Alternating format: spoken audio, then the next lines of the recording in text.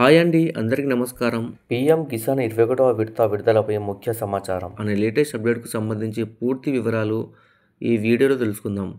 Video కనుక మీకు నచ్చినట్లయితే వీడియోకి లైక్ ఇచ్చి నన్ను సపోర్ట్ చేయండి. మీ తోటి మిత్రులకు ఈ వీడియోని షేర్ చేయండి. ఇక వివరాల్లోకి వెళ్దాం ఫ్రెండ్స్.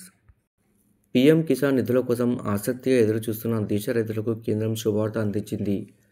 పీఎం కిసాన్ పథకం 21వ విడతను నవంబర్ 19, 2025న విడుదల చేయనున్నట్లు వ్యవసాయ మంత్రిత్వ శాఖ అధికారికంగా ప్రకటించింది.